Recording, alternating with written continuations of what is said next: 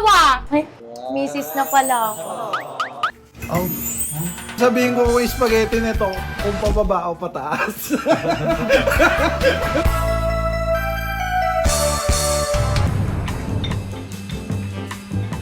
So, nag-crave tayo sa spaghetti ng 12 a.m. Sige! Eh, nandito si Ate Akar. Ano siya, yung nanay mong nang to-tolerate. Alam mo yung gano'n. Luto tayo, yung hindi ka man lang uwi na, wag na kasi nakakataba. Walang gano'n. Ang sagot niya, sige, tara!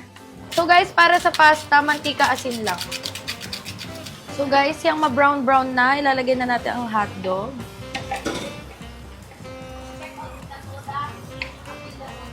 Si Ate Carmina Marasigan. So ayan, tumaba na ang hotdog. Hindi ko ang TV, ay hindi pala. Lalagyan ko lang siya ng patis. Tapos paminta. Konting azukal. Konti lang, huwag naman niya sobra. After nyan, lalagay na natin ang sauce. So, shake mo lang to ng tubig para di sayang. Kung nagkakasunugan na po, all-purpose cream.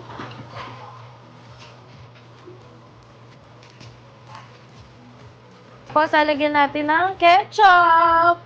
Alam mo ba, kapag nakakita ako ng hiwalay ang sauce sa pasta dati, ano ko, mayaman yung bahay na yun, yung pamilyang yun. Kasi kami, magkasama, gawa ng tinitipid namin yung sauce. Para ano, lahat ng bisita pantay-pantay. Kasi kapag nakahiwalay yung sauce, yung iba mas marami, tapos mandaming cheese, kami hinalo na namin.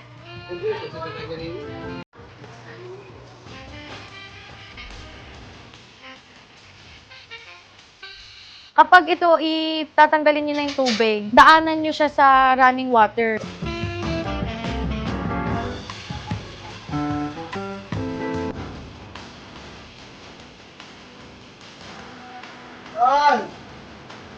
So guys, ito na ang ating spaghetti. Let's taste it. Spaghetti sa madaling araw. O yan, birthday na birthday. May tinapay. Di ba ganyan na setup sa birthday yan?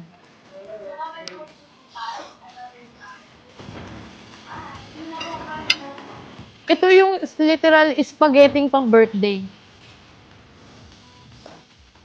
Trivia lang guys, hindi mahilig sa spaghetti si Kong. Pati mga beyond, hindi siya mahilig.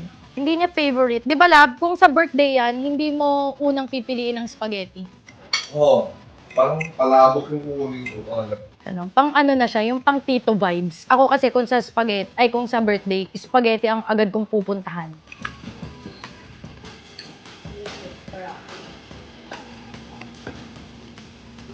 Oh. Oh. Sabihin ko kung spaghetti nito, kung pababa o pataas. Honest review Sa smell, pataas. Ganun daw yun. Baga mabango, masarap daw yun.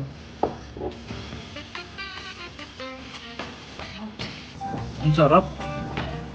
Ano, pataas ba baba? Spaghetti yung pababa daw eh. Ang sarap, gago.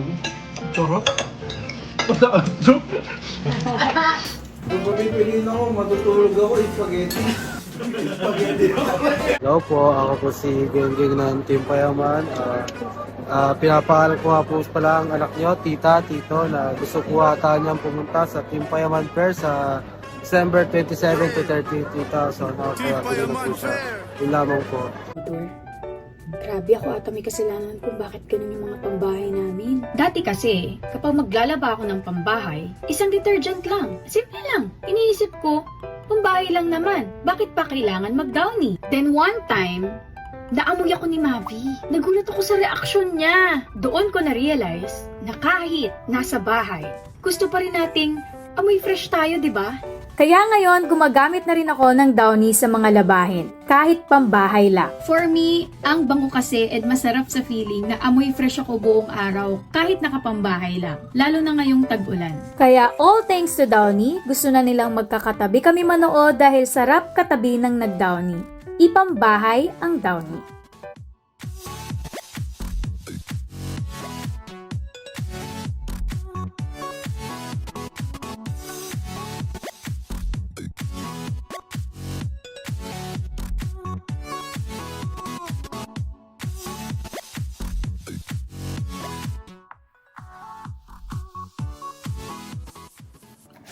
Ate, anong pagkain ng mabilis? Ate Akar. Hindi ko nga alam.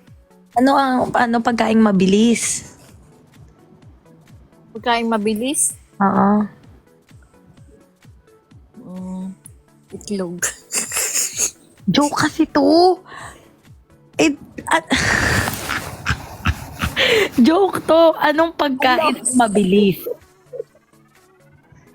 Di mabilis kainin. Magbilis kakain. Sabihin mo lang Ano nga o? Ano?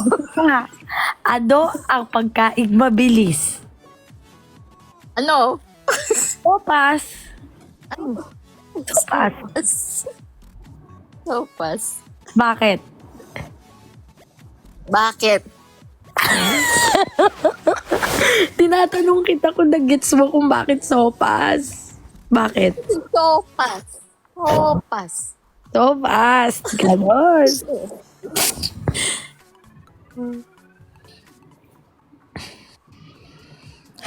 Hilong-hilo na mukbang ng prutas. Anong prutas natin dyan, te? Ay, binigyan pala ako ni mama ng longgan kasi nung isang araw naghahanap ako ng longgan. Binilan niya ako ng marami. Asa na? Ayaw nga tanong mo nga. Sabi, imbis na joke, nag-explain. Wait lang. Hindi, wag na. Iyaano ko na lang, chat ko na lang si Kuya Glenn kung saan niya nilagay yung longgan. Okay. Oo nga, laing. Sige, lutuin ko yung laing. Pag sa Bicol naman, kapag nagluto kami ng laing, tuyo. Ayaw namin nung masabaw na laing, mamantika siya, tapos tuyo. Ano kayo masarap na ano? Ano yung F? Siguro may mga dito, mga nanonood ng live dito na hindi nanonood sa live ko sa YouTube. Ay, bawal pala magsabi dito ng iba. Pag nanonood kayo ng live ko sa Bread App, sa hirap naman sabihin dito. So, basta pag nanood kayo ng dun sa isa kong nilalayban, magigets niyo yung mga kino-comment.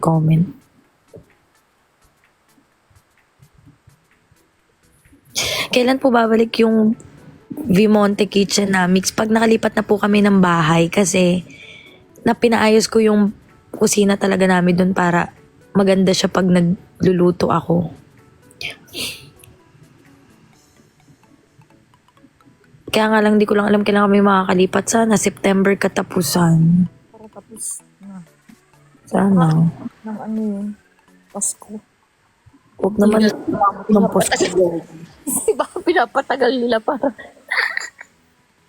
Ay, nako. May ihi ako. If you're not subscribed to Team Payaman, why not? Coconut Pocknot. Subscribe now and ring the notification bell. Gago!